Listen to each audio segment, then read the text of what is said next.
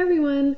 Let's go through both of these problems to be able to review how to find slope, which is learning target 221.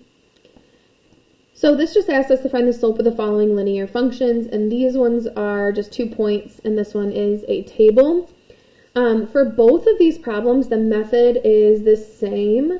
It's just that they're representing the points on the line differently. So this is like a list, and then this is our table. But whenever you're given 2 points, you are going to want to use the slope formula.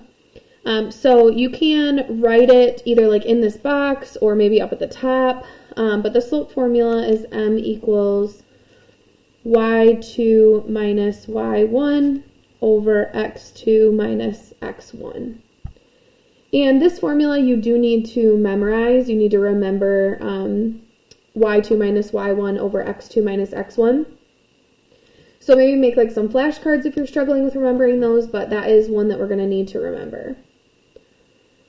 Once we have that though, all we need to do is we need to label our points.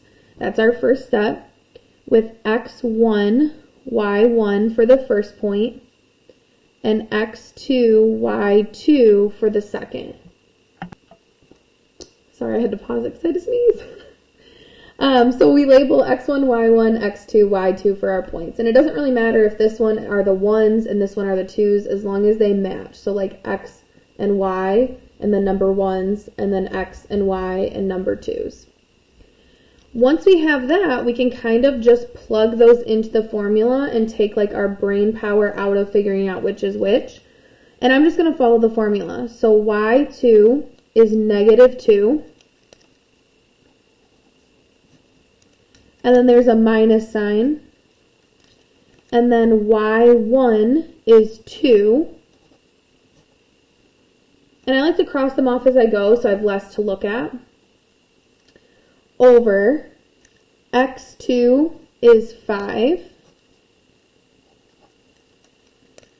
minus x1, which is 3. And so I have a nice way to double check to make sure that you have the right points in the right spots is like these points should match. So negative 2 and 5, they go together, they're a pair. And these two should be a pair, 2 and 3. Once we have that, then we can go ahead and just simplify. We're going to simplify the top all the way across, then the bottom. So negative 2 minus 2 is negative 4 over 5 minus 3 is 2. And then I want to see if I can simplify this at all. And so negative 4 and 2 can both be divided by 2. And so I get negative 2 over 1.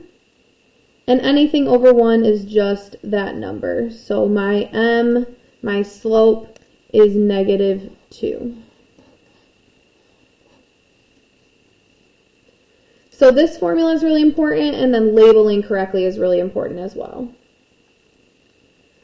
For a table, it's the same thing. It's just they're going to give you extra points, and you can pick whichever ones you would like. So I'm going to pick my favorite points. Normally, I would try to like avoid negatives or avoid really big numbers, but these are all negatives. So I'm going to choose this point and this one. And then I'm going to label those. Again, this is the x column, so this is x1, y1, and x2, y2. You could also like pull those out of the table and write them like this if you would like.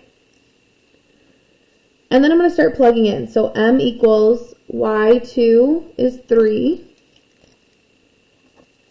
minus y1 is 7 over x2 is negative 12 minus x1 is negative 18. So then I'm going to simplify by subtracting across. So I have 3 minus 7 gives me negative 4. And negative 12 minus negative 18, there's a lot of negatives in there, so I'm going to just go ahead and type that in a calculator to make sure that I don't mess up. And I get positive 6. And again, I want to see if I can simplify this at all. Can these be divided by the same number? These can be divided by 2. And so I get negative 2 over positive 3. Again, I asked myself, can I divide these both by the same number? That answer is no, so this is as simple as it gets. This is my slope. So the thing different about a table is you get to pick the points and then use the ones that are easiest in the slope formula. So you can go ahead and now work on the practice section right below and then check your work with the answer key.